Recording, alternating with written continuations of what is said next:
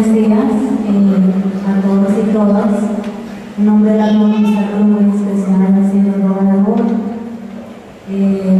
a los respetados obispos, al señor representante de la Oficina de Derechos Humanos y su equipo,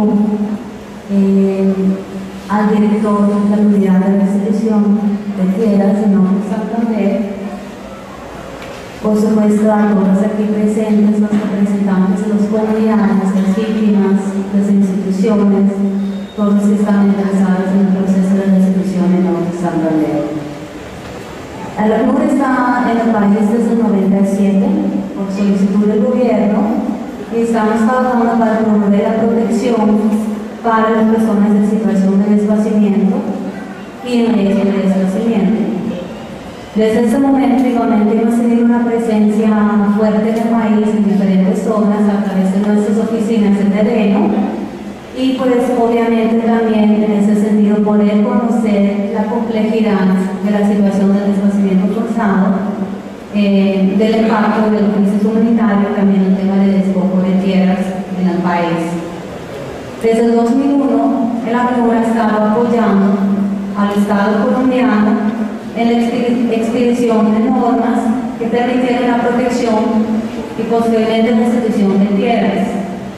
En ese sentido, reconocemos la importancia de la Ley 1448 como una oportunidad fundamental para garantizar a las víctimas del desplazamiento y despojo su derecho a la restitución.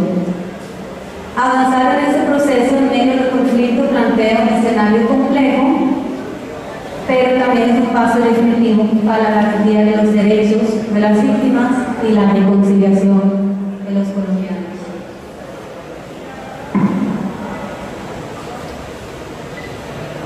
A través de la campaña de opinión pública que presentamos hoy en Cúcuta, quienes estamos aquí queremos respaldar este proceso de restitución de tierras que impulsa la Ley 1448 y insistir, como dice el lema de la campaña, en el derecho a una vida digna y a la restitución de tierras. Escenarios como este también nos brindan la oportunidad de señalar los aspectos positivos, pero también apoyar en la identificación de los vacíos y de los retos que aún persisten. Sin duda, la apuesta por la restitución es la medida más estratégica que ha tomado el Estado, tanto para prevenir el desplazamiento forzado como para proteger los derechos sobre la tierra de los mismos desplazados. Esperamos entonces que esos esfuerzos pueden llegar a facilitar el retorno voluntario de los y las desplazados, los que quieren regresar, y en condiciones, por supuesto, de seguridad, dignidad y voluntariedad. Pero también, desafortunadamente, notamos con preocupación cómo se están utilizando también múltiples formas para desvirtuar el espíritu de la ley, inclusive cómo se ha acudido a la violencia a través de amenazas, homicidios contra líderes y violencia sexual contra mujeres reclamantes de tierras que están liderando el proceso de restitución. A pesar del esfuerzo del gobierno para asegurar zonas donde pueda avanzar el proceso de restitución y de las medidas de protección para los reclamantes, aún no son claras las acciones que se pondrán en marcha para asegurar la restitución material de los rehenes y el retorno sostenible.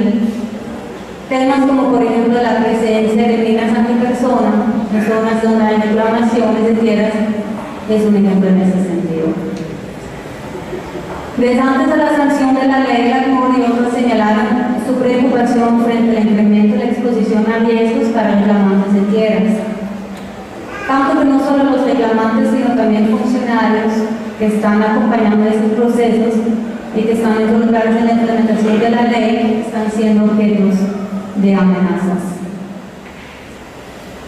El gobierno ha venido progresivamente ajustando los mecanismos de protección y en eso vemos muy positiva el trabajo cada vez más coordinado entre las unidades víctimas, restitución y protección. Igualmente el apoyo que se ha dado al proceso a través de su experiencia y presencia en terreno, a través de las oficinas de la Defensoría del Pueblo. ACNUR sigue brindando una asistencia técnica a las instituciones colombianas y viene también señalando la importancia de propiciar un ambiente favorable para la resolución, que básicamente implica pues propiciar las condiciones necesarias para garantizar la implementación efectiva de la ley. Eso también significa mantener a las víctimas del desplazamiento forzado, del despojo de tierras, en el centro de la atención. Por ende, es importante que se brinden las condiciones para permitir que los y las líderes y sus organizaciones puedan continuar con su trabajo de protección del derecho a las tierras sin que se vean amenazados por ello. Que se fortalezca también la investigación y sanción de quienes usaron y promovieron el despojo de tierras para combatir la impunidad que rodea esos delitos. Que el marco de política pública sea incluyente y sostenible, facilitando el desarrollo rural y la inclusión de las víctimas.